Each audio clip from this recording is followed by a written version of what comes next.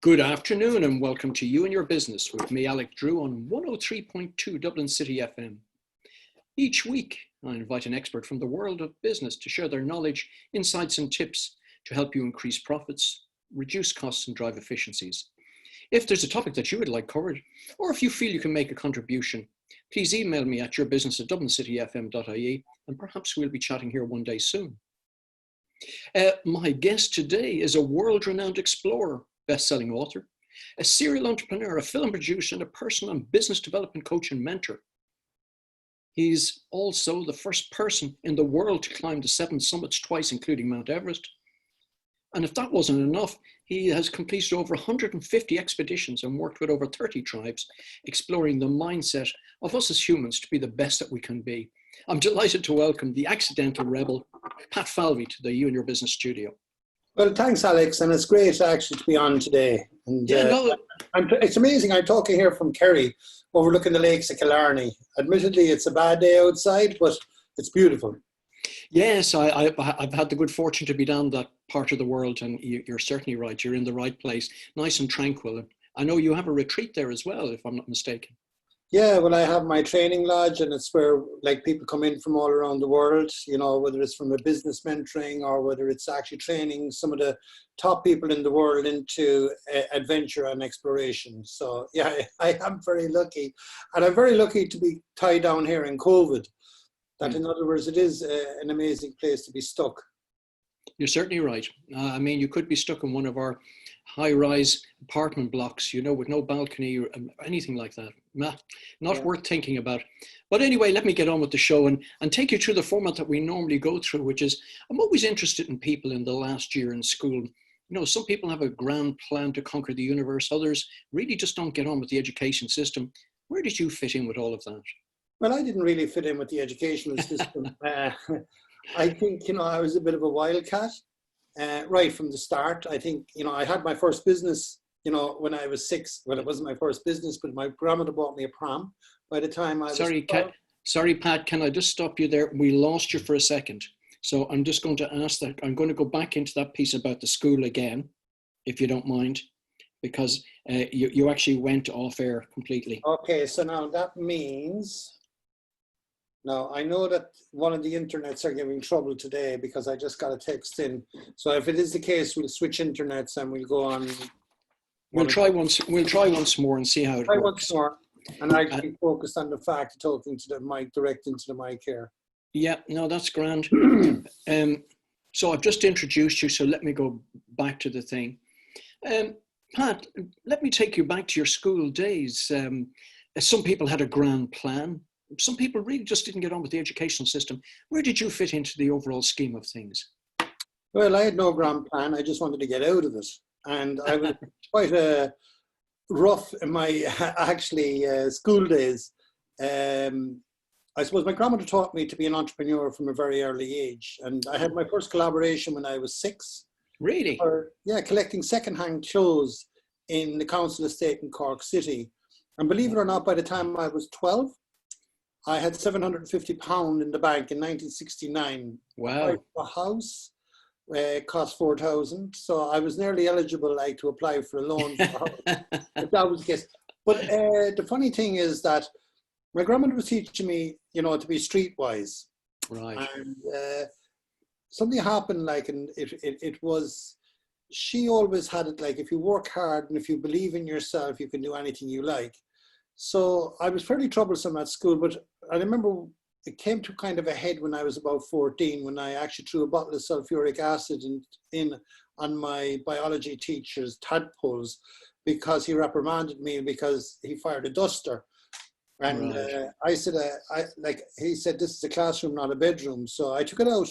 And sadly now I didn't, you know, after the tadpoles died, I really didn't mean to do it, but I was going to be expelled anyway. But something very strange happened to me at that point in time. Right. And headmaster, Brother Keating, came and he said, you know, I'm going to have to expel you. Well, right. My big thing at that stage, if I was being expelled for this, my mum and dad would have probably kicked the crap out of me. And I would have disappointed them. So what happened was, he turned around to me and he said, Pat, he said, I won't expel you if you tell yourself every day that you liked school. Now, I thought he was a bit of a nut. Like, of course, I was going to say yes. So he came to me for 6 months every day and asked me that question. And so I said, yes, brother. And in actual fact, I started to like school. But, what happened in between was that my father went broke. Oh, right.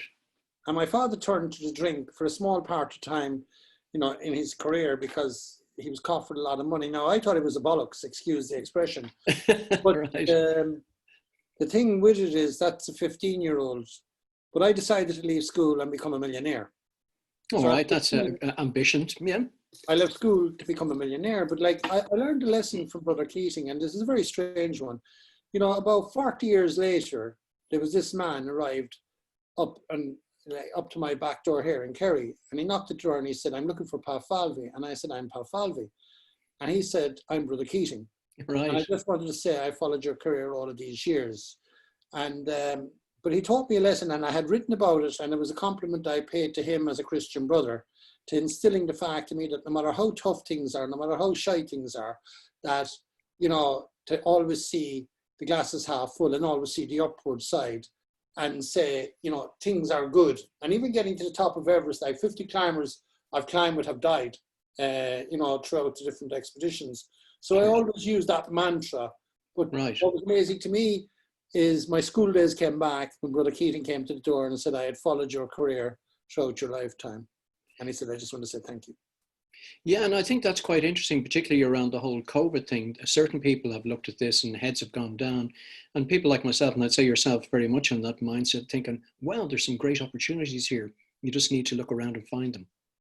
Well, yeah, and I think at the moment, I must say that all my business closed. All my speaking engagements all around the world stopped.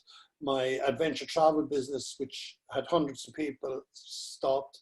So in actual fact, I had no income coming in. I was already after being away in Iceland doing a project on global warming on volcanoes, and I was down in Africa in the Serengeti, ballooning over the Serengeti on Kilimanjaro on a retreat in Zanzibar. And when I got back, it was like I was heading for Nepal, and next was stop, and everything has stopped since. So I thought to myself, well, this is it, the end of the year, everything is gone, and then I started writing a program on leadership and on happiness, Okay. Yeah.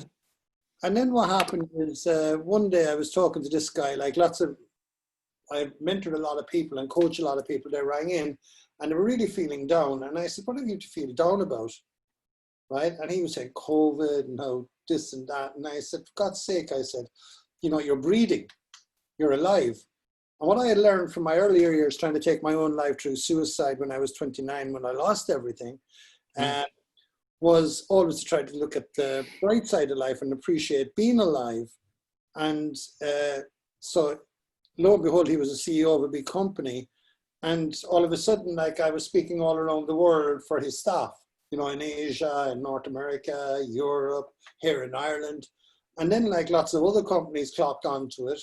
And it's after becoming it's resilience in the workplace and also about self-leadership. And that's what we need now, like in relation to our businesses, is the self-leadership and the resilience. And pause the button, but don't sweat the small stuff. And when I say that, like, it's okay not to be okay. Yes, of course it is, yeah.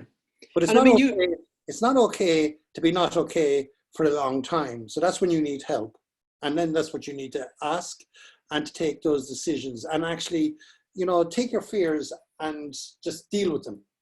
And if things are going to go belly up, just deal with them. Like they won't actually go away by being an ostrich and sticking your head under the sand.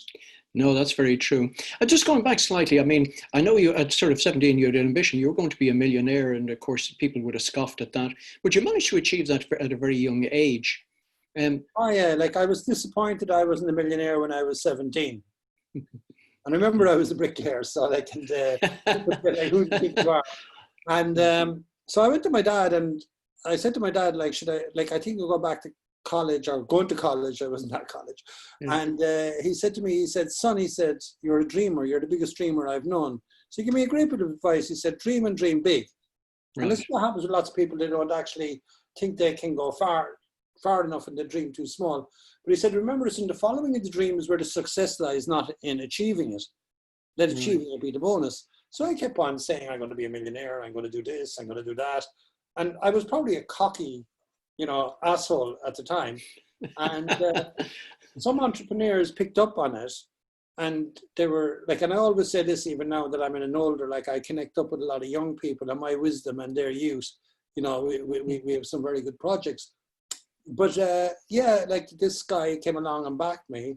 And believe it or not, by the time I was 21, I was a multimillionaire. I couldn't read or write, but I was a multimillionaire, 200 people working for me. But, in one way, it went wrong. Because what happened is I had huge energy. I've always had huge energy.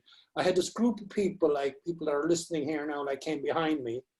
But when I got to the top, I sat back and I relaxed. And lo and behold, they wanted me to have further dreams, like in relation to where I was going. But 1986 came in and I went broke. It was one of the very bad depression at the time. I had 2 million borrowed. Now that's a lot of money. Yeah. Back then, I was 2% above the die bar, which was at 36. That meant I was on 38. And mortgage rate was at 18%. So what happened is my wife had personally guaranteed the company. Yeah. And in turn, the company went down. The banks came after her and came after the house. Right. And that was stress on me. So yes, at 29 years of age, with 2 kids, I was married at 20, by the way. Right. With 2 kids at that stage, I lost my head. And that's the reason why I say to everybody, everyone is going to go through depression, anxiety, fear, and things like that. There's nothing wrong with it. Not a bit, just talk about it. But then one day I couldn't afford to pay the men, 200 men. And I drove out to Dublin Road, turned, and then headed straight for the River Lee at 100 miles an hour. And I was just about to go into the River Lee. And I see my 2 boys' faces, Brian and Patrick, and I jammed on the brakes. And what happened was that I came to a stop. Wow, yeah. And I often tell people later that if I had gone in that time, I was bottling it all up myself. I wouldn't be telling the story of my life now and having the great life that I have.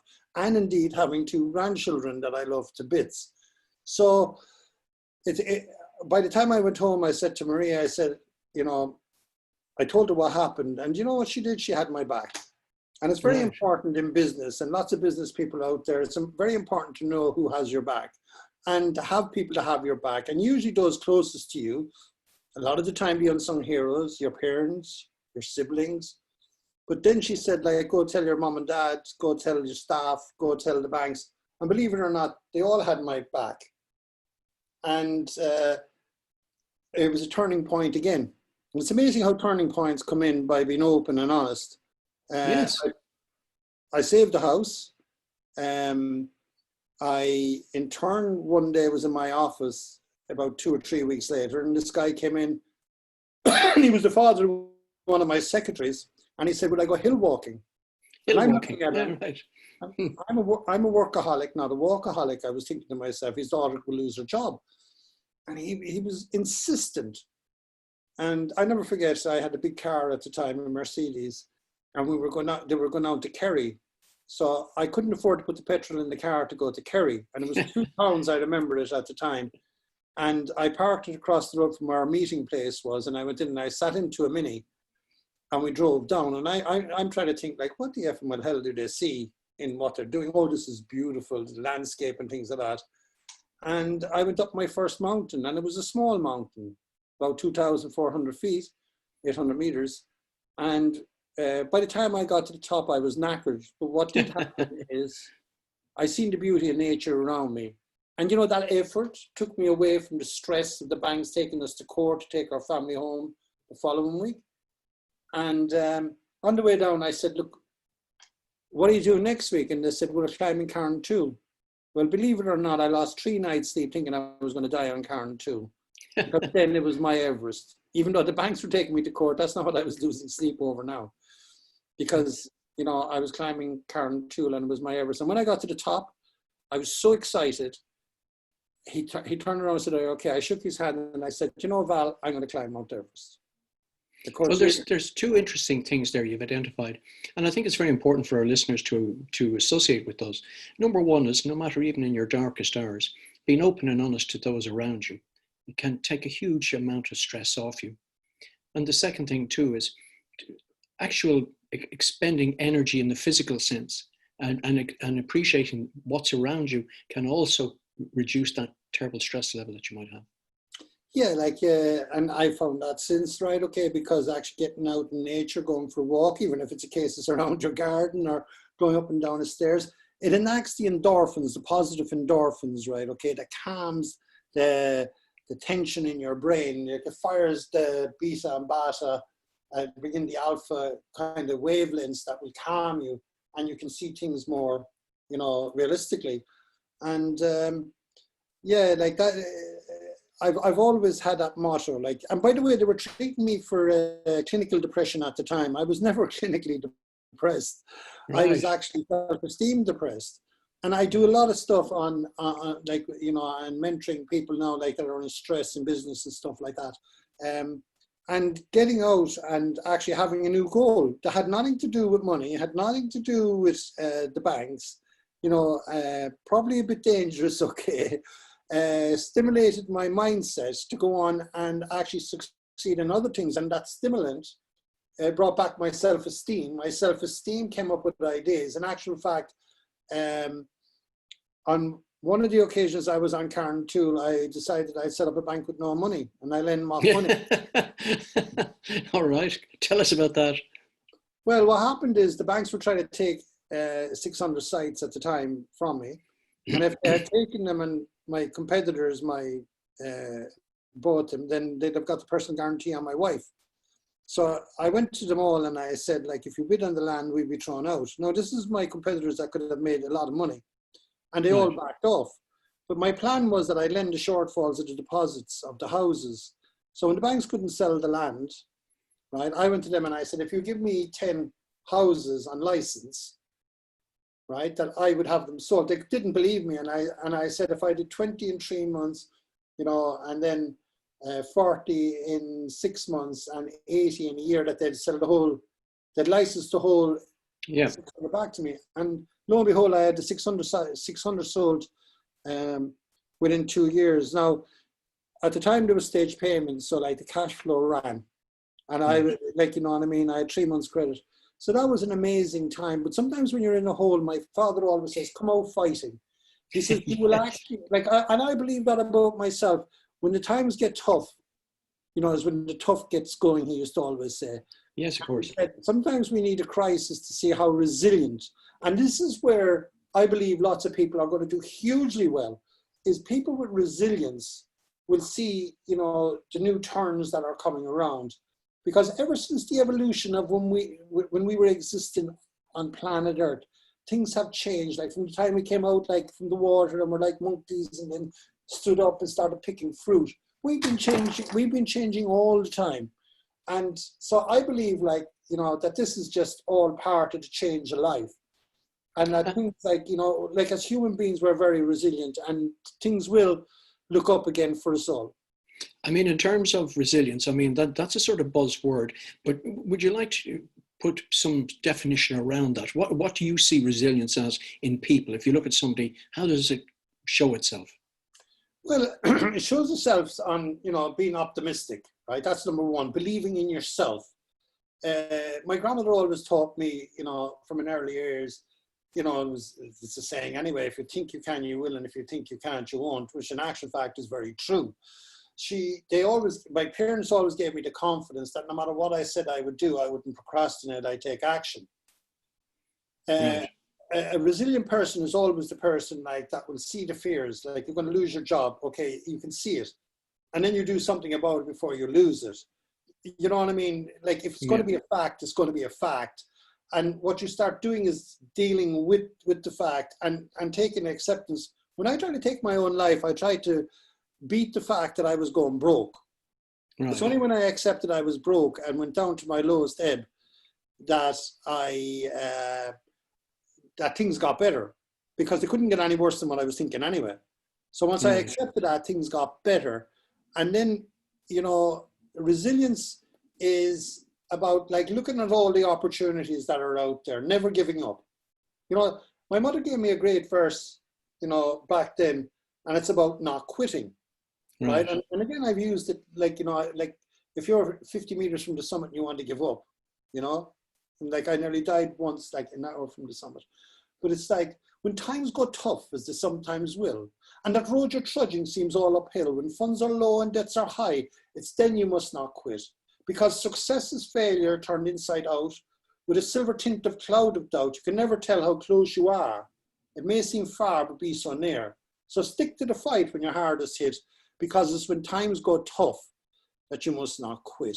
And resilience is that, you know, that fighting attitude, like about, you know, I'm not going to give up. I'm going to keep trying. And that's what life is about. Like, you know, I've had about 7 different careers. I've been, you know, like I started as a bricklayer, you know, went on to be a developer, set up a bank with no money. I went into insurance. Then I became an adventurer. Then I became an explorer. And I retired, like I was broke at 30. I was back up again by the time I was 40, but I had 2 careers. And then I retired to focus on my career as an explorer. Right. And went on to be the first person in the world to have climbed 7 summits twice, Everest North and South, lived with 32 tribes. And then I went back into business in my 50s. And my first film, which I knew nothing about filming, like won an award at Sundance. And, you know, I think there's figures out there saying over 50 million people seen the film. Right. And I also wasn't able to read or write by the time I was 30, but now I have 7 books. Well, so there like, you go. There's the ability to learn no matter what, like, you know, and when times are tough like this is when that resilience, like, is looking. I'm learning every day. I'm spending time speaking to, like you, speaking all around the world, you know, to people, and, you know, taking in the new technology. And this is a positive for where we are at the moment. New technology will create a whole new lifestyle for us. It certainly will. And people will always ask the question, having accomplished so much in your life, people always ask the same question to people like you. Where do you get the time and energy to do it? Okay, I'm going to give you a verse that my mom gave me. And like, remember mentors, and remember this as I'm speaking to you, right? You are a mentor. Yes. Right? Everyone listening to you are mentors. There's no one not mentors, so it's attitude. And I just want people to ask themselves, what do they want? And I'm going to give you, actually, something that was given to me in relation to getting anything I want. And if you have these attributes, because it's all about attributes, if you want something bad enough, you must go out and fight for it. You must give up your time and your peace and your sleep for it. If your life seems so lonely and useless without it, but all that you do is you dream and your plan is about it. If gladly you fret for it, but then you sweat for it, but then you go for it, and you go for it with all of your capacity, your strength and tenacity. If you go after the things in life that you want, though tired, gaunt and lonely, and if day after day you besiege and beset it, you'll get it. But loads of people don't do that. Loads of people just want stuff. In other words, they want a new car, they want a new house and things like that. And most people say, oh, I deserve it, or I must get it. But they forget all the other things in between. And then when they don't get it, they're pissed off, like, you know, but like lots of people have to have that dream, that passion, that goal, that drive, if they want it. And there's nothing wrong with not wanting, you know, the things. But when you do have a dream or goal, like, you have to put in the work, and you have to have the attitude of what it takes to get that. Yeah, no, it does. A lot of people struggle with consistency. So, for example, they'll start off with the ambition and might create a plan to make something happen, but fall off the ladder fairly early on in that plan. Have you any advice for people like that? I have a course, actually get help. Like the biggest thing like that, you know, I've never succeeded in anything I've done in my life. It's always been a team, a group of people, the unsung heroes, my mom and dad, my wife. You know, in business, like in the filming industry, it was, I got a partner, I was an ideas man, but I wasn't the person that could do the technical side of it. In the climbing, like, and everything I was a bricklayer, and this is where it all comes around. I was an apprentice. Right. From an apprentice, I became the master. The master, I became the mentor. I went into climbing, I was an apprentice. I had a coach, you know, who became the master. Then I became the master, and then I became the mentor. Now I mentor people all around the world. In business, it's exactly the same thing. I went to the best people. Now, amazingly enough, I'm the mentor and people come to me. But what happens to loads of people, they can't ask for help. They don't seek the professionalism. Like, you can shortcut huge amount of stuff by having coaches and mentors. Like, you don't see any successful football team without a coach or a mentor. And a lot of the time that can cut through the shit, you know? And the other thing is, you need people to make you accountable. Yes. No, you're dead right there. I mean, I say to the people that I sort of mentor, I say, why don't you piggyback my 40 years of mistakes and business experience for yourself? Why do it the hard way like myself, you know? Yeah, most people that are successful, like, will have coaches and mentors because it does shortcut it. And like, people say to me, oh, how have you done so much?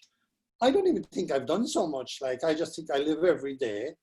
I have a formula that is, if I want to learn something, I get someone that's an expert and I become the apprentice, no matter what it is. Like, if it's a meditation, like, I have my Buddhist mentors, right, okay, which actually help me in meditation. What I do hate about, like, sometimes is about when people are trying to sell themselves off. It's like when I was an apprentice, bricklayer, yeah, I didn't go to a plumber to train me. Mm. You know, it was amazing. In the world we have in personal development at the moment, like, everyone is like, as a coach, everyone is a personal development person, right? And they're trying to be too much to everything, right? And a lot of it is actually red. Yes. And like, people try to sell me programs, like, and tell me I need their help, charging 1,000, 2,000 quid, and then I ask them what you do, right? So if you're looking for a business coach, go to a business coach. You know, you don't go to someone like that learned about business, you know, on a 2-week course and read the books, right? Yeah. You go to people that have the expertise, like, you know, and that you could see have them. Ask them the question. And it's like, yeah, I think there's an awful lot of falseness and shit going on out there at the moment. And it completely, you know, gets on my goat. Would it be fair to say that there's a lot of people sort of hiding behind certificates? So while they might know the theory, have very little practical experience. Yeah, I agree with that entirely. Like, and it's not saying that it doesn't have a place. I remember one time I was doing a course on senior middle management and junior management, right, with a university. And the guy that was the professor of entrepreneurship, he went to the dean and he said, like, Falvey has no qualifications, right? And he tried to remove me from the course. I was teaching people how to be an entrepreneur. Yeah. And I turned around to him and I said, Sebastian, you know, I believe you try to get me off the course. And he, like, of course, he was going mad, like, you know. And I said, look, you know, the difference between me and you is you teach entrepreneurship and you've never had to become an entrepreneur, right? Okay, it's academia. And I said, fair due to you. I said, I don't have academics, but I'm streetwise and I'm an entrepreneur. Yeah. And I said, I have to survive in that element. And all the people that I'm teaching, that you're teaching as well, has a need for both. So I told them they can go and piss off, and I jacked in the course. And I do have a chip on my shoulder about people like that, looking down their nose at people like me, you know.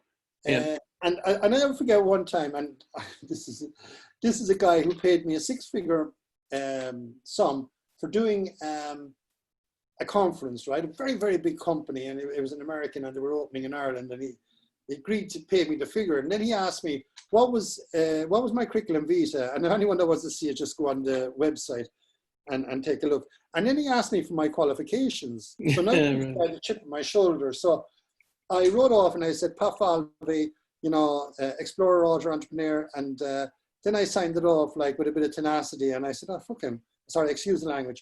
I said, Falvey, NFDAAAAAAAA. And I put 8 A's after it. And I taught them more of it because that just actually helped the chip on my shoulder. And when I got to the conference, there he was. And now today we have Falvey, first person in the world to do this, entrepreneur it is, this. Now welcome, Falvey, NFDAAAAA. I go, oh my God, like, what did I do here? So anyway, at the end, he came, like, you know, it was a good talk, and I got paid, by the way. And then what happened at the end, he comes down and I see him coming towards me. I said, oh my God. And he said, by the way, Pierre, he said, that was a great talk, he said, but I didn't see what college you went to. And then when he actually said to me, but he said, and I said, I didn't. I said, I didn't talk. It's the same as I'm telling you here. And he said, but what is this NFDA?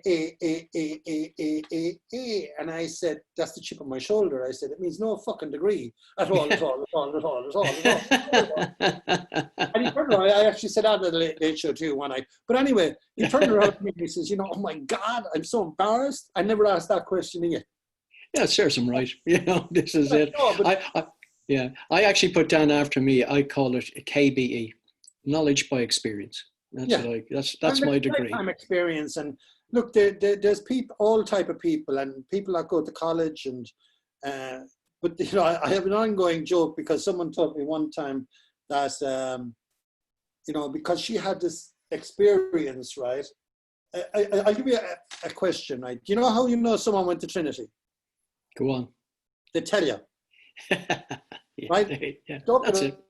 With the Trinity. But anyway, one of the funny ones that I had is that I was doing something and I wanted to do it my way and this person wanted to do it their way.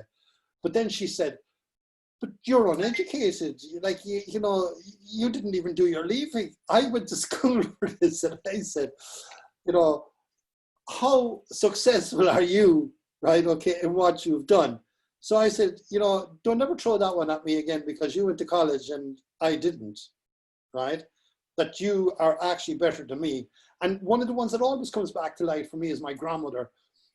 When I was 12, I was going down to Colquay in Cork and I was delivering my pram of clothes. That's what I did. I collected secondhand clothes and we made them into rags and we sold some of them to poorer people that my grandmother made money. And I got my collaboration 20%. £750 I had in the bank when I was 12. But I was down and there was these guys taking pictures, they're all over the place, the Japanese and Americans and things like that, taking pictures of poorer children. Yeah. And I was this poor child and he turned around to me and he says, excuse me, do you mind if I take your picture? And he goes, not at all. I put out my hand like this. And believe it or not, he gave me sixpence. It was my first modeling job.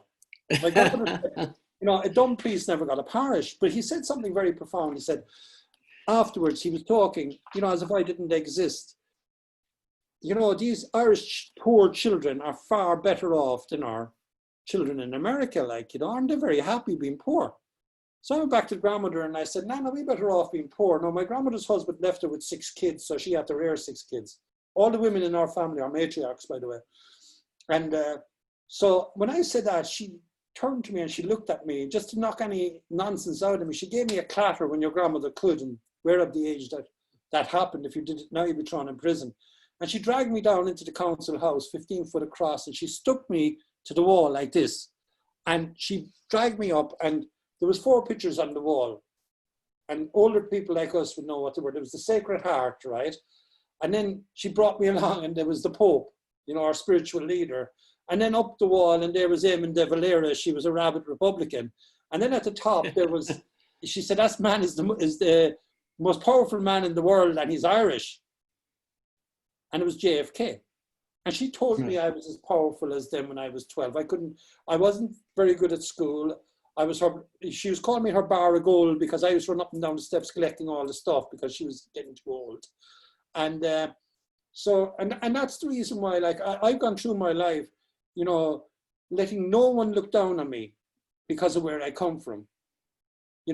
I now look at that my life is like that I'm in a film, and they gave me the best, the main part. The main part. And I sit here now, and I'm looking out my window and I think back to Cork when I was in that box room and thinking, oh my God, all my stuff is real. All the pictures on the wall, all the books, all the stuff I've done is real because I can see it. And it still amazes me that child, that grandmother said he has the power. And by the way, one of my books is called You Have the Power. It's, a leadership book. It's on my website if anyone is looking for it. By the way, that's the salesman in me. And that's patfalvey.com, isn't it? Falvey.com. And I'm very proud of the fact that the things that I was learning from my coaches and my mentors, which is mainly my family, actually, my mother and father, my grandmother, who were all actually very good work ethics, right? And work ethic is very important to me. And in other words, taught me a lot of the discipline about teams, in other words, you don't, like, when you're doing something, try to have a team around you. One of the things I loved about my father's explanation one time about team, I said, Dad, how do I build a good team so that we can get on? And he told me about John F. Kennedy walking through NASA at the time, and this is what doesn't happen. And he said, son, John F. Kennedy was walking through NASA and there was a guy sweeping the floor, right?